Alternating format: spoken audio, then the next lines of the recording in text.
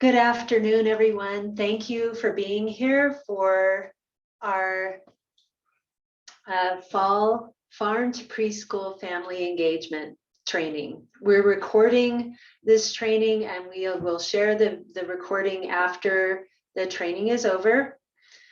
Next slide, please. I wanted everyone to know that this event is funded in part by USDA Supplemental Nutrition Assistance Program funding, and this institution is an equal opportunity provider.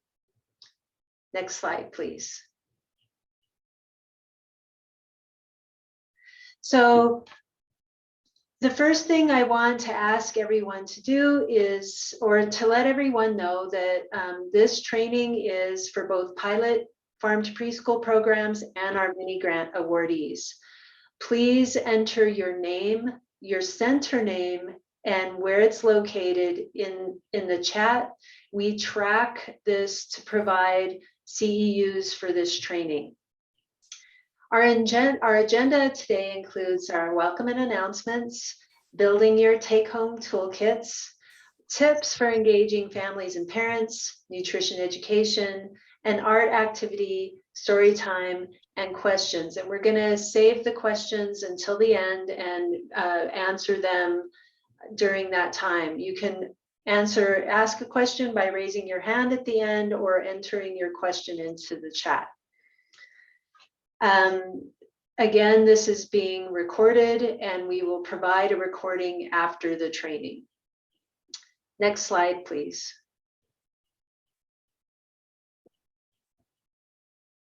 So just a few announcements to get us started is that your receipts, all of your farm to preschool receipts, so whether you're a mini grantee doing one farm to preschool strategy, so that's local procurement, gardening, nutrition education using New Mexico grown produce, or family and parent engagement, and for the pilot programs, you're doing all of the strategies that I just mentioned. Your receipts and expense trackers are due by October 17th. And this is a hard deadline. We're coming to the end of our year 2 farm to preschool funding. And to make sure that we meet all the deadlines all of us have, we want to make sure that we get your receipts so that you can be paid in a timely manner. The receipts will be reviewed and expense trackers reviewed. If there's any questions or concerns, we'll get back with you. And then the Early Childhood Education and Care Department financial team will run reimbursements with the November CACFP run. With regard to reporting mini grant awardees, you will be sent a survey, an electronic like SurveyMonkey survey on Tuesday, November 1st, and it's due back on Monday, November 14th. Along with the survey, you'll be asked to submit pictures, photos, and testimonials in the survey. For our pilot farm to preschool programs that are implementing all 4 strategies, remember to log your activities into your workbook we provided at the beginning of this project. Your logs, nutrition education forms, pictures, and testimonials will also be due on Tuesday, November 14th. Please send this information to Corey Vandergeest, whom most of you know, and her email address is included at the end of this slide. Also, Corey created a really fun and informational video on purchasing and reimbursement tips. And that video is linked in this slide. So when you get the slides, you'll be able to click on it and go straight to that video. Next slide, please. So in terms of building your take-home toolkits, that's what this training is about. We did one in June for the summer family engagement toolkit, so we are offering them seasonally, and this is our fall training for building take-home toolkits. So toolkits are a good way to engage families, and all of you are interested in doing that. Toolkits have a seasonal recipe, local produce for the recipe, an art project, and seasonal posters. Our pilot farmed preschool programs have $2,000 to spend on family and community engagement toolkits. For our mini grant awardees, if that is the strategy you chose, family and community engagement, you will spend your mini grant award on family and community engagement, which could include these toolkits. Every item in the list has a little brown star next to it, we're sharing with you. So we'll share seasonal recipes. We'll share a handout in English and Spanish for the art project.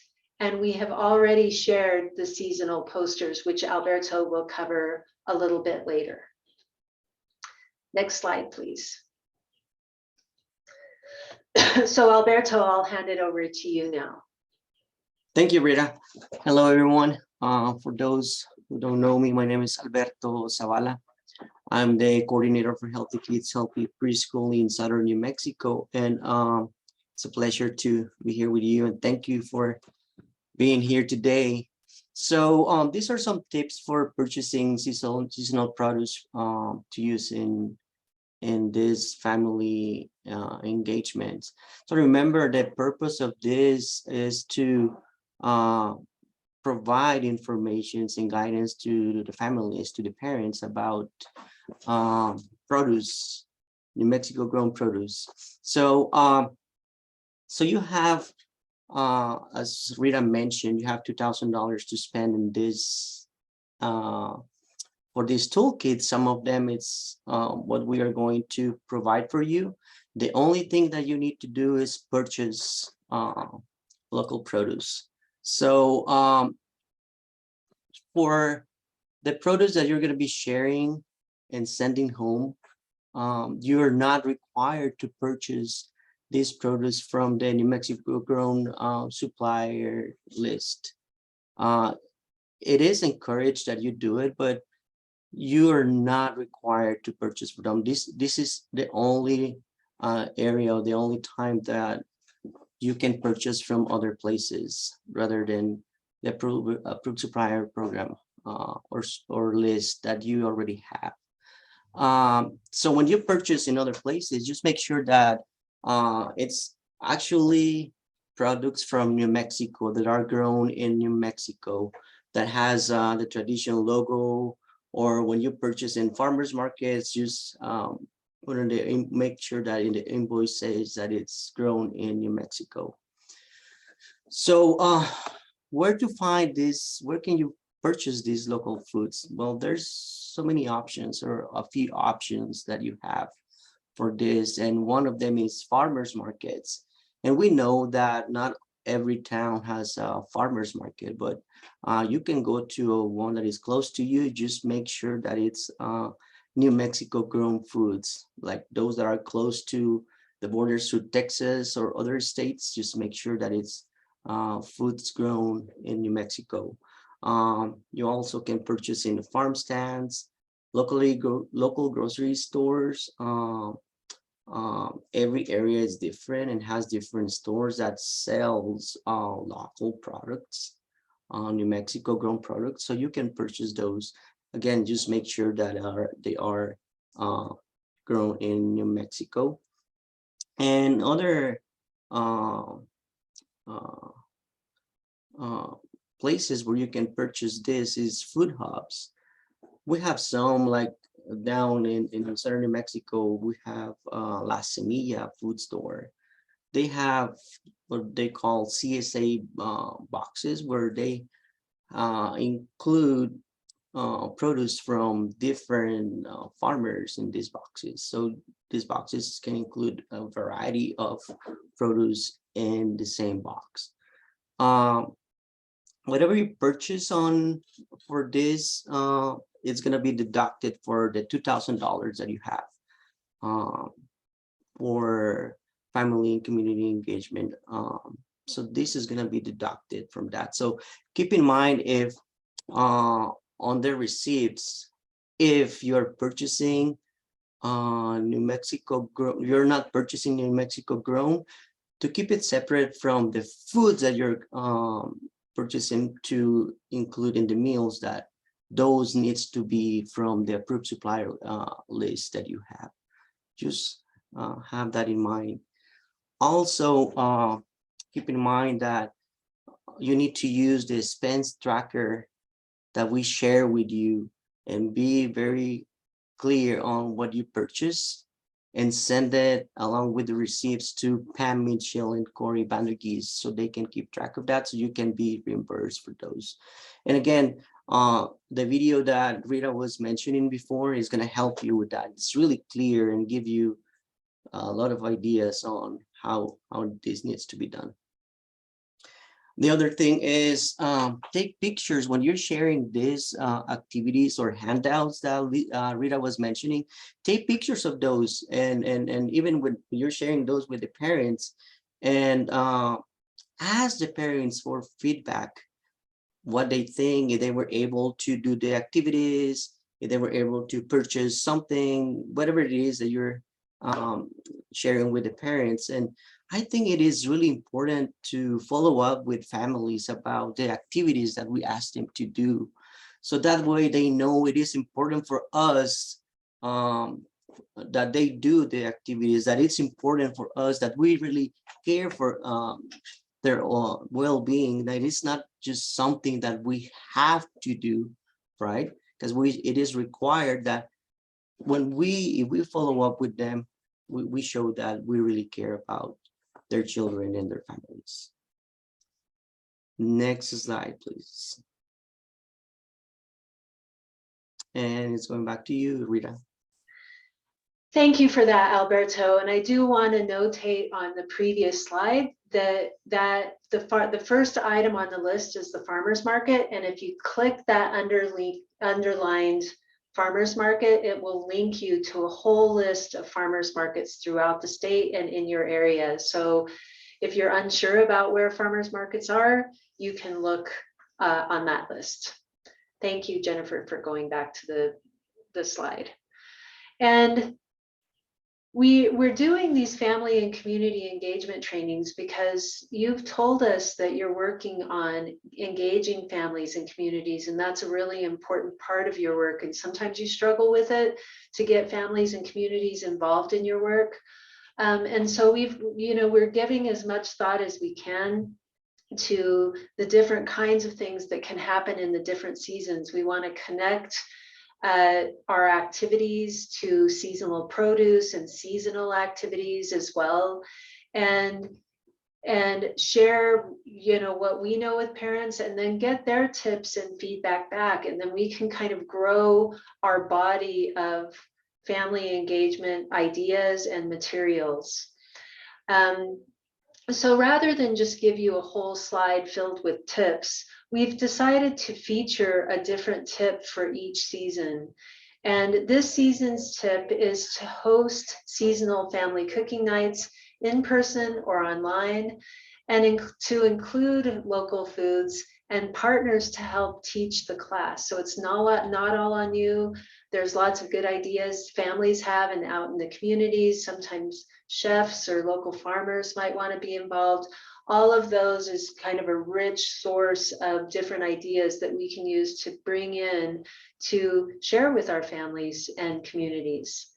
So autumn, this time of the year, cooler weather, shorter days. It's a good season for hosting family engagement events and cooking nights. The days are cooler. Families are spending more time indoors in the evenings, especially when it's a lot cooler. And fall produce like winter squashes, potatoes, sweet potatoes, and beans lend themselves to delicious soups or roasted vegetable recipes. Families are also preparing for fall holidays such as Halloween or Dia de los Muertos and Thanksgiving. And our aim is to and, educate and engage our families in healthy eating practices. So family cooking nights can help them prepare for healthy family celebrations during these holidays, these autumn and really fun holidays. So I'm going to move on to the next slide, and Alberto, turn it over to you. Thank you, Rita. And I also want to mention about the previous slide that on the one pagers that you received, you can find more ideas on this. So more tips, I mean. So on nutrition education, again, let's have in mind that the purpose of this is to hopefully replicate at homes what is happening at the centers, right? That's why we're providing these ideas for families, this nutrition education, so they understand what, how important it is, and they have ideas on what to do at home and all that. So on this, we have provided 3 season produce options to feature during this season, depending on the area that you are or your location, what is currently growing in your area. And so what we have in mind is that you could print what we share with you or your toolkits and share with the families so they can have these ideas. If we can go to the next slide, please, Jennifer. So again, so these are 3 ideas that we have that we identified, and we think it's good to share at this time in fall, and this produce will be are in season, right? So again, these are just ideas, but if there's something else that you want to present to the families, you can create your own and have something different. These are just ideas that we've worked and we prepare for you. And but definitely apples are going to be in season right now. Bell peppers are in season right now. Cucumbers, probably we don't have that much right now, but we still can find some. So these are some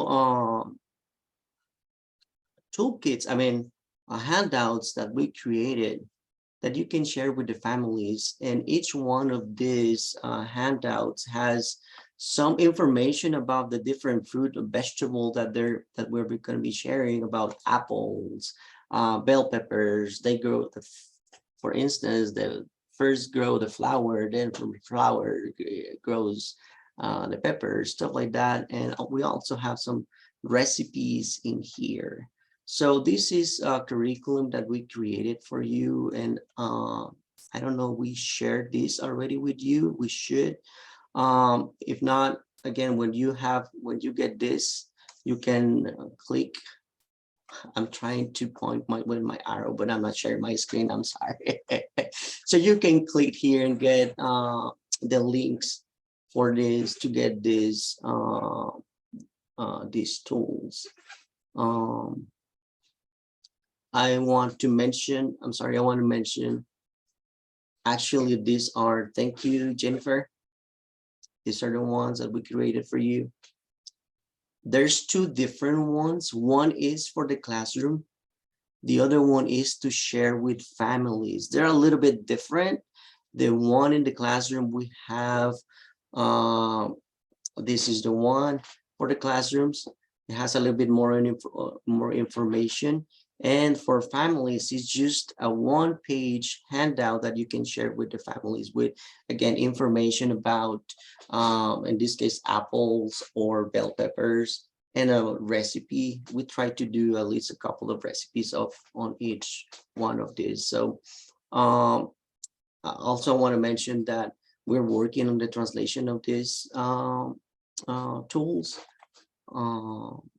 These resources, so they should be ready within the next 2 weeks in Spanish and available in Spanish within the next 2 weeks. Thank you, Jennifer. So next slide. So we also want to share with you not what we created, but also these great ideas and great resources from Chili Plus.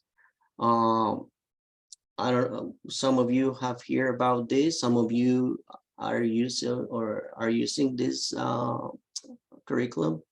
So they have different activities for families, and where they include pumpkins, squash, and they also have recipes.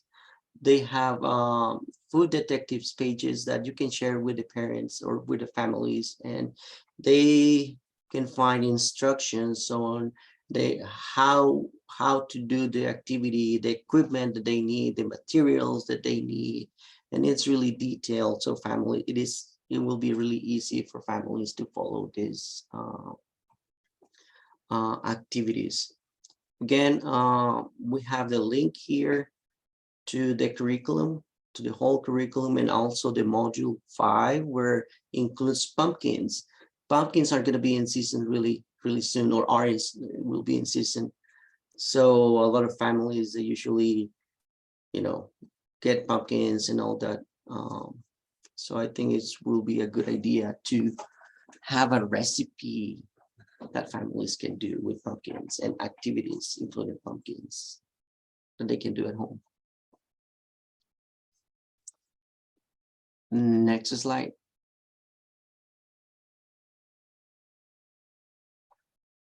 Rita. Okay, I'm going to take it from there. I've been meeting with some of you about family engagement that you're doing, and in your preschool gardens, you've been growing pumpkins and sharing those pumpkins with families for carving or for eating, or doing pumpkin painting or nutrition education with pumpkins at this time of the year. So we're still working on our recipe library. You knew that we were working with the Policy Equity Group, and they helped take the recipes that we've shared with you and that we're sharing for the toolkits in the fall, so that they've adapted them for preschool providers and families. And we'll be working with them on additional recipes to include squashes, summer and winter squash, chili, corn, and beans. So keep your eye out for that coming up. So we're going to talk about the art activity. Remember that our art activity for summer was seed balls, and we gave you instructions for seed balls that you could create and then plant seed balls at your centers in your gardens. This fall, we're going to focus on a different art activity that still includes beans. So next slide, please. We're gonna learn how to make bean medallions that families can use to have fun and do an art project. This is our seasonal at-home activity for the fall. And I just want to say, in the upper right-hand corner of this slide, you can find the take-home instructions, and you can print those and share them with your families. So thank you, Jennifer, for doing that. So the instructions come in English and Spanish so that you can send them to, the right audience for your centers and families. So here's what you'll need. You'll need dried beans or peas, recycled lids like jar lids or, peanut butter lids. I've also seen them created with round, thick cardboard, so that could be an option. A hot glue gun, you can also use Elmer's glue, but hot glue gun works better. A hammer, a nail, some twine or yarn, and safety glasses. So next slide, please. So this is what it looks like. You get all your materials together and let the kids explore the beans. Beans come in so many shapes and sizes and colors. And some are round and green and white and black. So that's a fun activity in and of itself in the classroom. And then parents can take home those beans and do a little bit more exploration and then use them to create the art activity. If you're talking to the kids about the classroom activity and they're exploring the beans, Each one of these beans can be sprouted into its own bean plant, and this is where food comes from. So it's a good opportunity to educate children about where food comes from, these seeds too. Last in the summer, it was seeds to grow pollinator flowers. This year, it's bean seeds and pea seeds that can be used to grow foods. So you need the materials and the beans and your hot glue gun, hammer, nail, twine or yarn, safety glasses, and then get started spreading out the beans on the table and explore them. You can scoop them, pour, sort, or count them. Next slide, please. So whatever lid you pick, and kids are going to be the ones doing this with help from their families or from you. You glue the beans to the inside of the lid in a design, and kids make all different kinds of designs. A hot glue gun works best because it dries quickly and it's hot. It's not hot enough to burn, but it's hot. And so glue in a design, so glue beans to the lid, then put on a pair of safety glasses and use a hammer to pound a hole through the lid. And let an adult do this. I mean, a kid might be able to tap the nail to make the hole. It's easier when you're using thick cardboard for kids to just do that themselves. But if you're using metal, an adult should really be the one who hammers the hole through the lid. Next slide, please. So when you hammer the hole through, you put a length of twine through it and tie a knot at the end, and then cut the end of the string to make a necklace. Dried beans can be purchased using your family engagement funds from your local farmers market. And there's a lot of beans at the market right now. And one of the things that you could do once the kids have made the bean medallions is take them back to the farmer and show the farmer what the medallions look like, or have the families and parents do that with their kids. So each one of these things is fairly simple. It's a fun art project kids enjoy, and we are sharing the instructions, one page of instructions in English and Spanish with you, and then you'll also get this presentation and a copy of the recording. Next slide, please. So Alberto, I'm going to turn it over to you. Thank you, Rita. So now we're going to talk about the story time and the books that we selected for this season that we try to align them with the produce that we selected for this season, which is apples, peppers, and cucumbers. But here I added pumpkins, since again they're going to be in season. So the first book, it's green, is a chili pepper, and this book, it's a cheerful book that presents part of the Latino food in a fun way with different colors, and children will learn colors and what food is that color. For instance, red is for ristra and green is for chili pepper.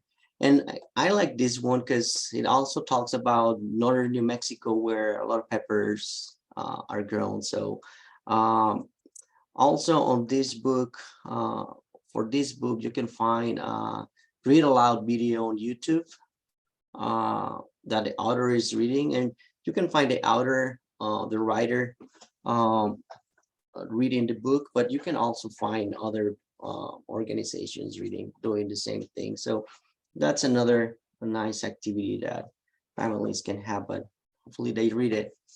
Also, the second book is Apple Picking Day. This one talks about a family that during the fall travels to a farm to get apples. And this book describes what the children see on the road while they're going to the farm.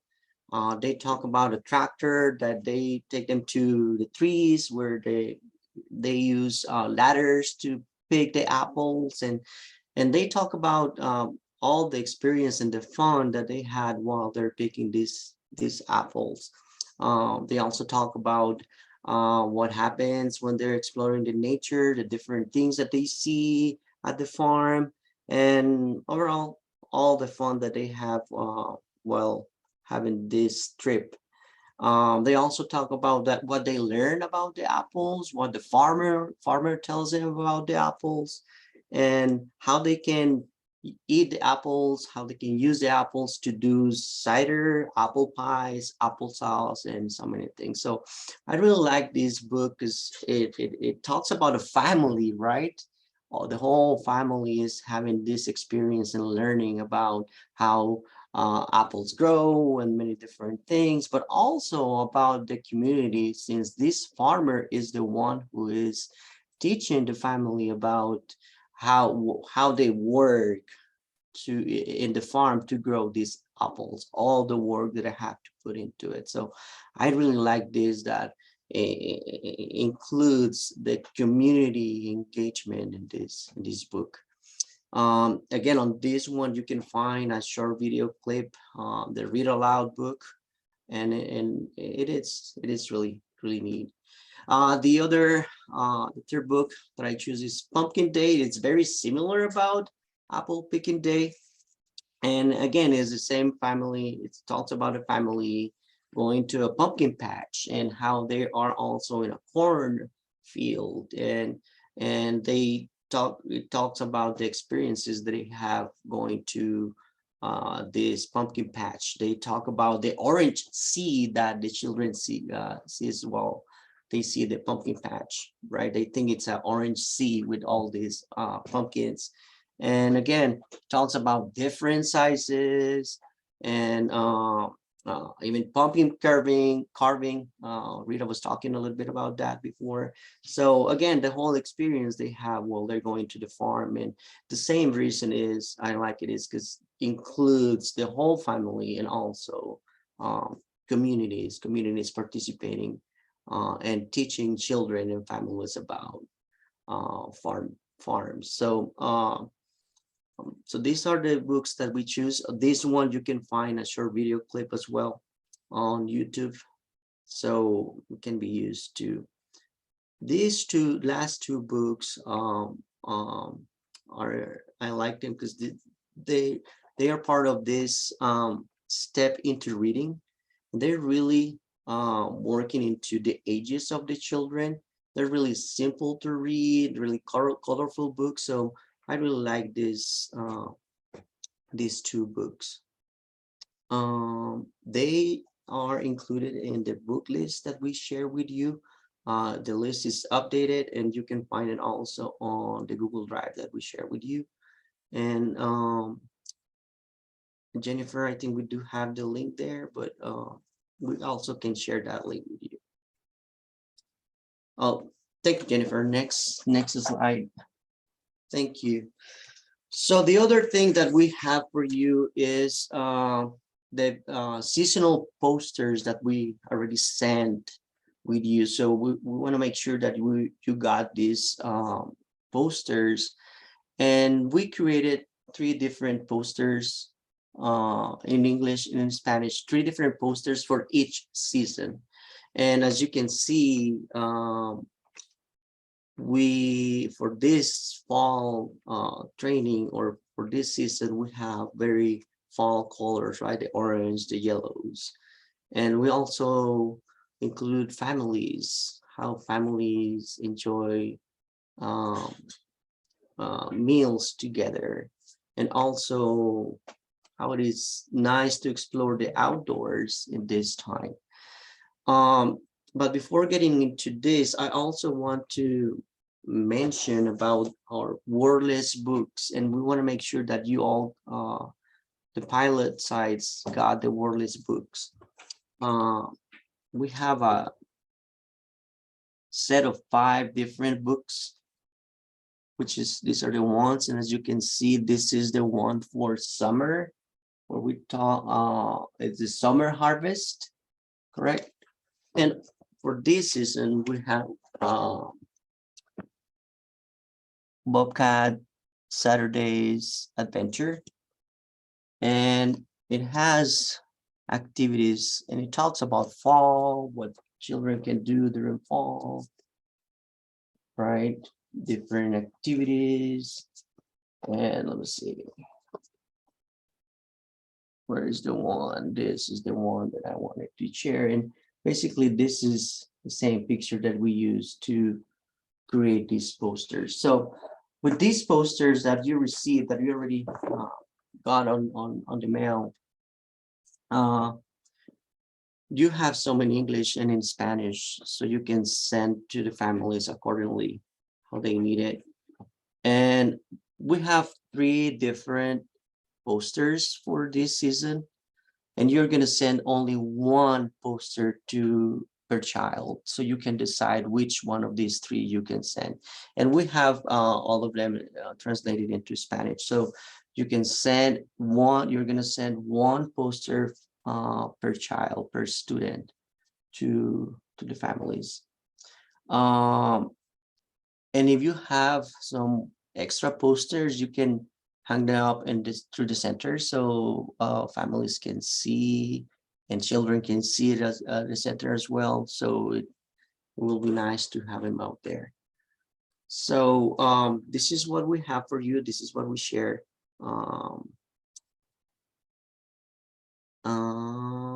Rita, you have your hand raised. I wanted to just say, Alberto, that you mentioned the wordless books, and that we created the wordless books for early childhood programs, and there's instructions and they're wordless. They don't have any words, so that they can be used for story time, or kids can tell a story. And the instructions give early childhood providers, tips for how to use the different art.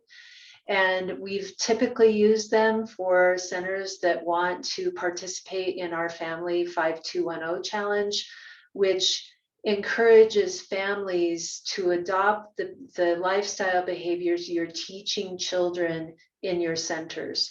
So if you're interested in participating in the Family 5210 Challenge and receiving copies of our wordless books as as not prizes, but as gifts for participating in the challenge, please enter your name in the chat and we'll be happy to call you and talk to you about it. And the other thing I wanted to just mention, Alberto, about the books is that if you buy books from the book list that Alberto suggests, or the book list that we've created for you to look at that are related to growing and gardening in the season and being farmers and all of that, you can buy them and for your center using farm to preschool funding, and then marketing and promoting them to families. It isn't intended that you buy the books for the families, but that you have a library to use with the kids to educate them about where food comes from and the different seasons there are and foods that grow in the different seasons. So that's just all I wanted to add. Thank you, Alberto. Thank you, Rita. So next slide, please, Jennifer. Questions, Rita. Okay, now's the time. I think I saw one question come in the chat, but if you have questions, now's the time. In the lower part of your screen, there's a reaction button, and if you click on that button, there's a raise hand feature.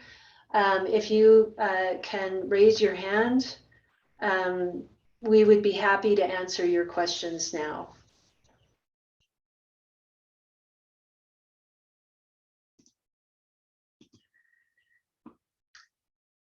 Jennifer, did you find questions in the chat? No, there's one from Elizabeth that she's asking, is there a way to get the posters if we are just doing the mini grant, which I think you just spoke of. Right, you can get the posters, but the books we reserve, the wordless books we reserve for if you want to participate in our Family 5210 Challenge. And we'll be happy to talk about that challenge with you offline. But I want to say we might have to print more posters, and if mini grant awardees are interested in having the seasonal posters, please, write so in the chat, like this is this person from this center, and we're interested in having a set of the farm to preschool posters. They're beautiful posters and it's beautiful artwork. They were created for our program by local artists and using New Mexico landscape and characters. So we would be happy to do that. And let us know if you need them in English and Spanish, because we created them in both. Any other questions? James just put in the chat that you already answered his question, so we're good there. Any other questions from anyone else?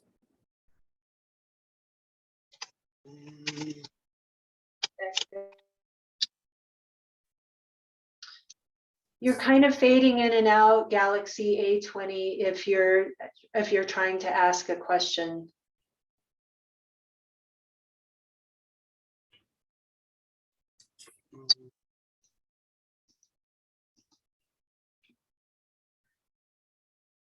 Okay, next slide, please.